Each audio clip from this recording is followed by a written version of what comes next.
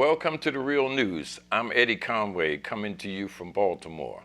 And thanks for joining me in this special segment of Rattling the Bars. Today there's news about a political prisoner in the United States that I think should be shared with the public. And so I have with me right now Teresa Shoatz, which is the daughter of Russell Maroon Shoatz. So join me in welcoming Teresa. How you doing, Teresa? I'm okay. Thank you for having me. Okay, can you give us a little overview of who your father is and why he's a political prisoner? Well, my father was born and raised in West Philadelphia. And during the 70s, there was really some rough times going on in Philadelphia, especially in the black communities. There was a mayor by the name of Frank Rizzo who would just come into the black communities and wreak all kind of hell. And there was a young black male who was killed by the Philadelphia police officers. At that time, my dad had started the Unity Council in West Philadelphia, which eventually merged with the Black Panther Party. And after the killing of the young black male, the community demanded that the leaders step up and do something about it or address the issue with the Philadelphia police and Mayor Frank Rizzo.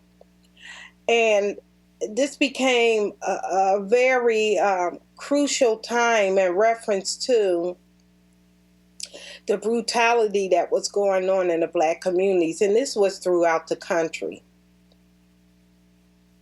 So let me finalize that. Maroon, he didn't want to bring any violence into this fight for his people and his community. They really wanted to work it out because with the Black Panthers, and most everyone knows that Maroon and his members of the Black Panther Party started out with breakfast programs and educational programs when the schools didn't provide proper education. They would do it after school, before school, and they wanted really to be left alone. But it was like the more they did for their community, the more the police came down on them. Okay, now he got locked up in 1970, is that right? Well, he was on the run. Um, let me. Why was he on the run?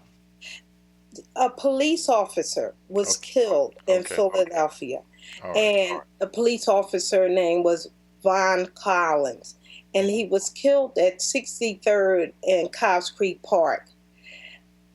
After the killing, there was a manhunt for my dad, which today we know that my dad wasn't the trigger man. Okay, Outside of Russell Shoatz being hunted down, the manhunt also included four other black males. Most of the time, you don't hear about them. But early on in the 70s, after the cop was murdered, they were known as the Philly Five. But most of the focus was on Maroon because Maroon hadn't been captured. He had went underground. When he was captured, he was sentenced to life. And inside the courtroom, they had sentenced him not only to life, but they had added on 500 years, 600 years. And we were left, I mean, as a kid, I was still in middle school and I felt hopeless. The fortunate part was that my family members, not my mother had vowed never to go inside of a prison. My mother was from the South. She didn't have the courage that my dad had. My dad was born and raised in the North. My mother was raised in the South where you didn't challenge the cops. And it's sort of what split their marriage apart because my mother couldn't understand why my dad wanted to challenge the cops, even though the community was in an uproar. Mm-hmm. Did you I, get to see him when you were young and he first got locked up? Did other yes, family members get to take you in there to see him? yes. And that's where it's the hopelessness that I felt. His siblings, my aunts, they made the way for my sister, my brother Russell, and I to see my father. And I tell this story all the time. You may have heard it. I was about 9 years of age, and I had this grand vision of the prison. It was a well kept place with huge, shiny floors, and the lawns were well kept and manicured really nicely. And I just thought Daddy had all of these men around him just working for him, the guards. I didn't know they were there guarding the facility and keeping prisoners in line. And it was one Christmas, I was about 9 years old. My Uncle James would give the kids 50-cent pieces for Christmas. And this Christmas, I had vowed to send my daddy a 50-cent piece. And I mailed it to my dad in an envelope with a stamp. I didn't know anything about money orders and stuff of that nature. And I couldn't wait for my dad to call. When my dad called, I said, Daddy, did you get my gift, my 50-cent piece? And he said, oh, baby girl, you can't do that. One of the guards got it. And he didn't say it in a manner in which he was angry or tried to get me angry. He said, oh, one of the guards may have got it. And I said, guards? And then it started coming into play. I had to question, where's my dad? And I had vowed that day after I hung up the phone that I was going to get the first guard that I seen on my next visit. And the next visit, my aunts took me to see my daddy, and they had no idea what I was going to do. And I ran as fast as I could, and I kicked the first guard square in the balls. And he said, what the hell did you do that for? And another guard came over and said, did she just kick you? And he said, yeah, she kicked me. And they both picked me up, lift my arms up, both had me by the arms. Now, meanwhile, my aunts are in the visiting room, and they didn't even acknowledge me. They didn't even act as if they knew me. And the guard said, you don't ever do that. You're never going to see your dad. And I said, I don't care, because I got the job done. I had vowed that I was going to take care of the first guard that I seen, who I thought might have stole my 50-cent piece from my daddy. So they carried me outside. They placed me on a bench and said, now you're not going to see your dad today either.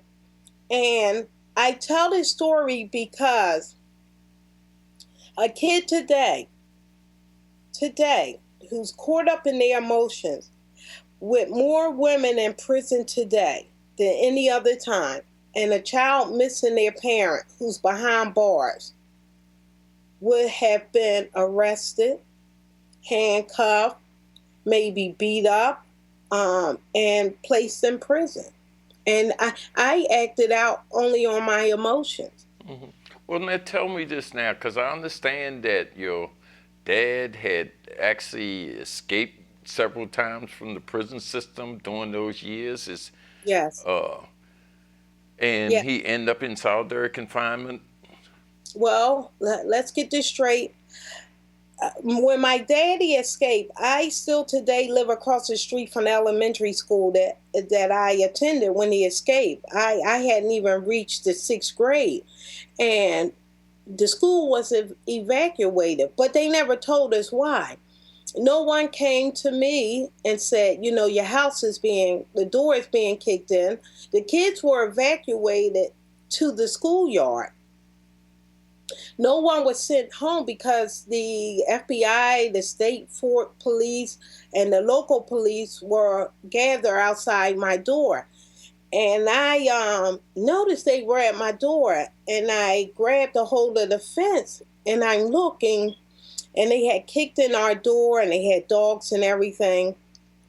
And my mother was in there. She was a nervous wreck. They wouldn't allow me out of the gate. At that time, I was so embarrassed.